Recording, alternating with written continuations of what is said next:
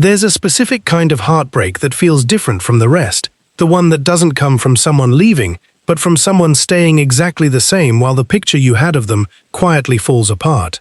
You weren't devastated because they changed, you were devastated because you finally saw them clearly, and the person you'd been loving for months, or years, wasn't fully them. It was partly something you built, something you needed them to be, laid over the top of who they actually were. And this happens far more often than anyone admits, because most of what gets called falling in love isn't really about seeing another person accurately. It's about finding someone who fits neatly enough into a shape you were already carrying, and mistaking that fit for destiny.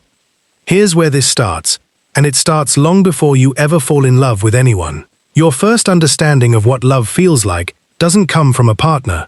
It comes from whoever raised you, and it gets installed not through explanation, but through repetition, through thousands of small moments that taught your nervous system what closeness, warmth, and being wanted are supposed to feel like. If that early love was steady, that becomes your baseline. If it was inconsistent, warm and then withdrawn, generous and then critical, present and then distant, that inconsistency becomes your baseline instead, not because it was healthy, but because it was familiar, and familiarity gets wired into the body as safety, whether it deserves to be there or not. This is the hidden cost that almost nobody sees coming. Your early template for love doesn't just shape who you're drawn to, it shapes what love itself feels like to you, at a level far beneath conscious choice. If your early experience of love included some degree of uncertainty, having to earn it, wait for it, or work to keep it, then as an adult, calm and consistent affection can actually feel wrong, oddly flat, even slightly suspicious, while uncertainty and effort feel like the real thing, the version of love that actually matters. This is why so many people describe instant, powerful chemistry with someone who turns out to be unavailable, and a strange lack of spark with someone steady and genuinely present. The chemistry isn't a sign that this person is special. It's often a sign that your nervous system just recognized a familiar shape. Here's where the deeper mechanism comes in, and it explains why this pattern is so difficult to see clearly from the inside. When you meet someone new, you don't actually meet them all at once. You meet a small amount of real information, a face, a voice, a handful of early conversations, and your mind does something it does with almost everyone. It fills in the rest. It takes the gaps in what you actually know and fills them in with hope, with projection, with the outline of whoever you need this person to be in order for the story to work. You meet someone confident, and you quietly assume they're also emotionally available. You meet someone who understood one thing about you deeply, and you build an entire personality around them that you haven't actually confirmed exists yet. This isn't dishonesty on their part. It's something your own mind does automatically, and it means that in the early stages of almost every relationship, you're not really in a relationship with a fully known person. You're in a relationship with a person, plus a projection, and it can take a long time to find out how much of what you love is the person, and how much is the part you added. This is why the collapse, when it eventually comes, feels so specifically painful. It's not just disappointment in someone else, it's the loss of a version of them that you built, partly out of hope, and partly out of old, familiar templates. And that loss can feel disproportionate to what actually happened. Because in a sense, you're not only grieving the relationship, you're grieving the story. There's a third layer underneath all of this, and it's the part people are least willing to look at honestly. Many relationships aren't built primarily on love in the way we like to imagine it. They're built on something closer to an unspoken exchange, an arrangement neither person consciously agreed to, but both are quietly relying on. I will make you feel important if you make me feel needed.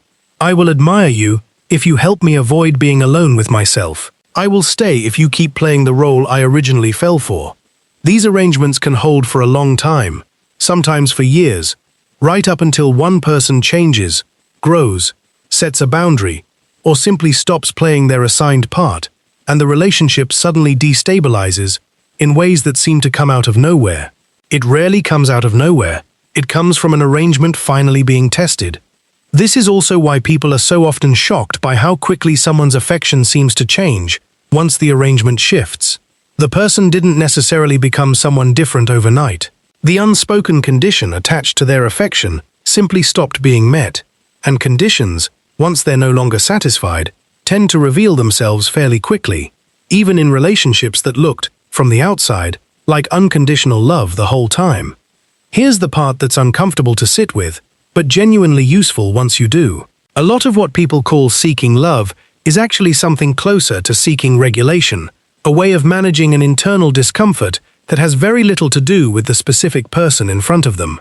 Loneliness that isn't about being alone, but about never feeling fully known. Emptiness that isn't about missing a partner, but about avoiding time spent with your own thoughts. When love is being used primarily to solve an internal problem like this, the specific person becomes almost interchangeable, as long as they're willing to play the role the arrangement requires. This is part of why relationships built this way can end, and be replaced fairly quickly with something that looks similar. The role gets recast, but the underlying function it's serving hasn't changed at all. None of this means real love isn't possible, or that connection is always an illusion built on need and projection. It means the difference between a relationship built on projection and a relationship built on something more durable comes down to a fairly specific test: whether the connection survives contact with the parts of the other person you didn't originally sign up for. Anyone can love the version of someone they built in their head during the excitement of the beginning. Fewer people can stay present once the real, less curated version shows up. The moods, the contradictions, the moments that don't fit the story, and this is exactly the point where a lot of relationships quietly end, not because love failed, but because the projection did, and nobody had built anything sturdy enough underneath it to survive the difference. So what actually protects against this, if projection is such an automatic, unconscious process? It isn't refusing to hope, or entering every relationship guarded and suspicious, treating every spark of chemistry as a red flag. It's slowing down the specific moment where projection tends to happen fastest, the early stage where a small amount of real information gets filled in with a large amount of assumption. It means noticing when you're describing someone in terms of what you imagine or hope they're like, rather than what you've actually observed them do consistently over time. It means paying closer attention to how someone behaves under ordinary, unremarkable conditions, not just the charged, exciting ones, because ordinary conditions are where the projection has the least room to operate, and the real person has the most room to show up. It also means getting honest, privately, about what a relationship might actually be doing for you underneath the surface. Whether it's genuinely about knowing and being known by another person, or whether it's mostly functioning as a way to avoid an internal discomfort that has very little to do with them specifically. That's not an easy question to sit with, but it's the one that actually explains why some relationships deepen the more you learn about the real person, and others quietly collapse the moment the real person finally shows up. Because the truth about love, underneath all the language of chemistry, fate, and destiny, is a lot less romantic and a lot more useful than most people want it to be. Love that lasts isn't love that never involves projection. Everyone starts there to some degree. It's love that keeps choosing the real person once the projection stops being enough to sustain it, which means the relationships worth trusting aren't the ones that felt the most overwhelming at the very beginning. They're the ones that got quieter, steadier, and somehow more real the longer the story went on. If any part of this resonated with you, if you've ever grieved a version of someone more than the actual person, leave a comment and let me know what stood out. Chances are, you're not the only one who's felt this. Thanks for listening to episodes of Kynn. Take care of your mind, and I'll see you in the next episode.